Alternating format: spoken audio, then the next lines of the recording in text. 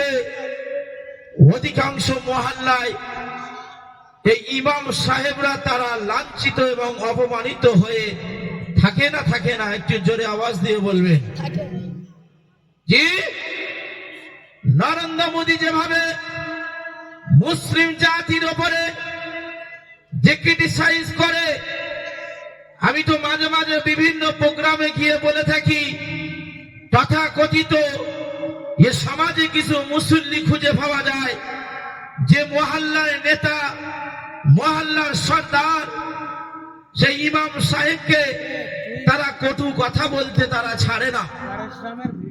কিন্তু আমি এটাই বলবো, যে ইমাম সাহেবের পিছনে আপনি আঙুল তুলে কথা বলেন, যে ইমামের বিরুদ্ধে আপনি কটু কথা বলেন, মনে রাখবেন ইসলামের সবথেকে গুরুত্বপূর্ণ ইবাদত হলো নামাজ।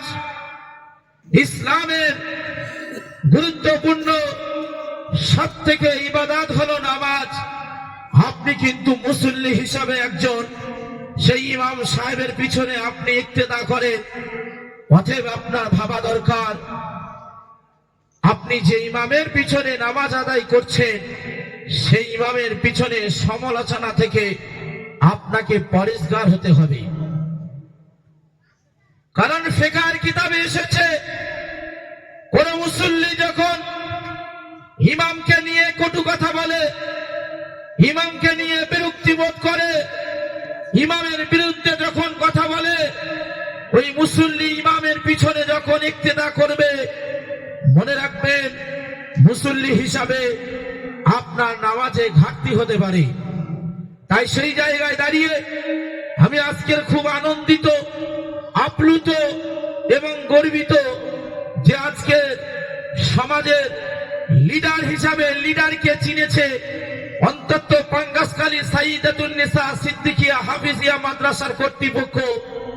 তার জন্য আমি এই জলসা কমিটি সকল ভাইদেরকে আমি আমার অন্তরস্থল থেকে শুভেচ্ছা এবং সাধুবাদ জানাই। তারপরে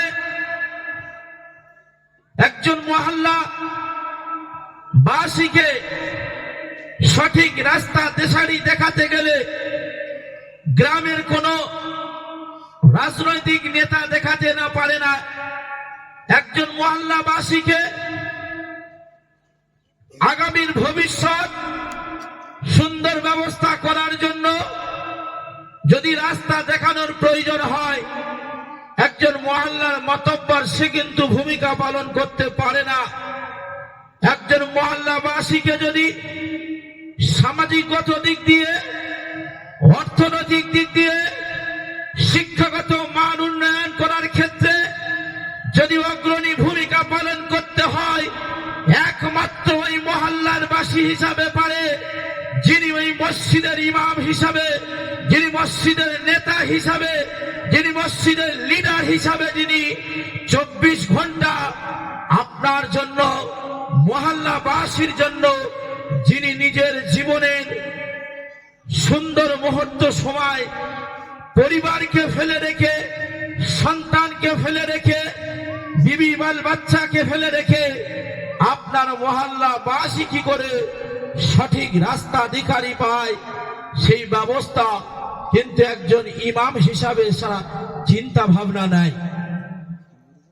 দুর্ভাগ্য বিষয়, কিন্তু সেই জায়গায় দাঁড়িয়ে যিনি সম্মানিত ইমাম সাহেব থাকে, যখনই মহল্লার কোন বাচ্চা সন্তানকে শিক্ষার কথা তুলে ধরে, যখনই কোন মহল্লার বাচ্চাগুলোকে নিয়ে সুন্দর জীবন ব্যবস্থার কথা বলে, যখনই ইমাম সাহেব হিসাবে মসজিদের মেম্বারে দাঁড়িয়ে সুদের বিরুদ্ধে আওয়াজ তোলে, মসজিদের মেম্বারে দাঁড়িয়ে যখন ইমাম সাহেব ঘুষের বিরুদ্ধে আওয়াজ তোলে, তখনই কিন্তু তথাকথিত মহল্লার কিছু মোনাফেক মার্কা মুসল্লি ওই ইমামের এগেনস্টে দাঁড়ায় না,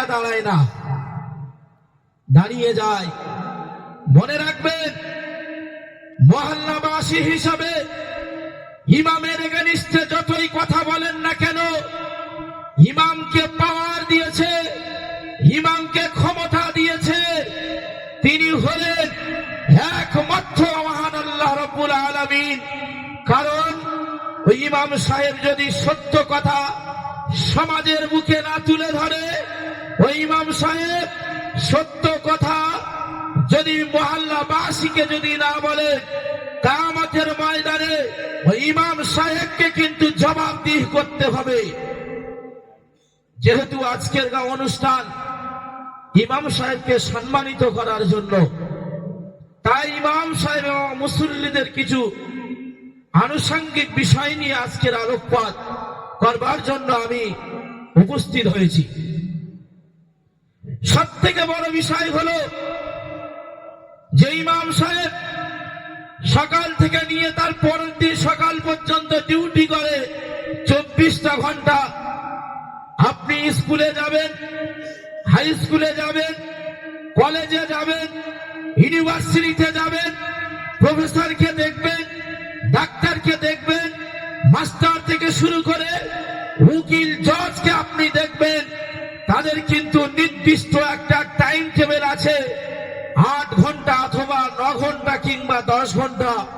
কিন্তু 10 ঘন্টার উপরে গেলে ওই অফিসার, ওই উকিল, জজ, ডাক্তার, মাস্টার, উকিল, ব্যারিস্টার থেকে শুরু করে ওই প্রফেসর, তারা কিন্তু নিজের দায়িত্ব থেকে তারা ফ্যামিলির কাছে চলে যায়। কেন না? তাদের একটা জীবন ব্যবস্থা আছে। যতই সমাজের কথা ভাবুক না কেন, অন্তত রাত্রের বিছানা শয়ন সে তারা বাড়িতে গিয়ে করে। কিন্তু আজকের যারা মহল্লাবাসীর জন্য বৃহৎ চিন্তা ভাবনা নিয়ে থাকে, তাদের কিন্তু ডিউটি আপনার ওই প্রফেসরের মতন, ডাক্তারের মতন, উকিল জজের মতন কিন্তু 8 ঘন্টার সীমা থাকে না। ইমাম সাহেবের কিন্তু সময়টা 24 ঘন্টা হয়। সেই জায়গায় দাঁড়িয়ে কি দেখা যায়? ইমাম সাহেব যদি ফজরের নামাজে যদি 2 মিনিট 5 মিনিট যদি দেরি করে ফেলে, সেখানেও ইমাম সাহেবকে অবহেলিত হতে হয়। ইমাম সাহেব যদি ঘুমিয়ে পড়ে, নামাজে যদি 2 মিনিট দেরি করে যায়, সেখানে ইমাম সাহেবকে অবহেলিত হয়। তারপরেও বিবি বাল বাচ্চা ছেড়ে রেখে সময়কে দিয়েও মহল্লাবাসীর কাছে তাদেরকে কথা শুনতে হয়।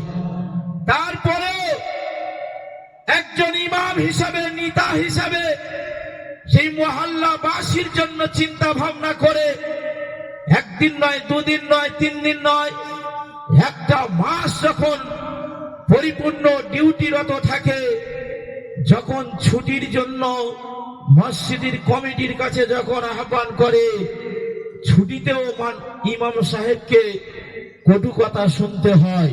কি শুনতে হয় না? তারপরে 1 থেকে 30 তারিখ যখন মাস শেষ হয়ে যায়, তখন কিন্তু ইমাম সাহেবকে ভিক্ষুকের ন্যায় হাত পেতে এই মসজিদ কমিটির কাছে চাইতে হয়।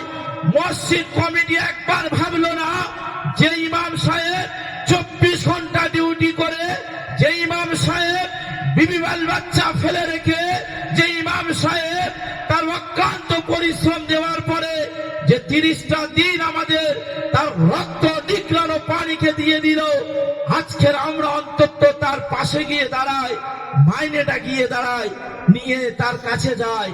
তখনই কিন্তু মসজিদ কমিটি ইমাম সাহেবকে বলে, হুজুর মসজিদের একটু সমস্যা আছে, কাজ চলছে, আপনি 2 দিন পরে বাড়ি যাবেন।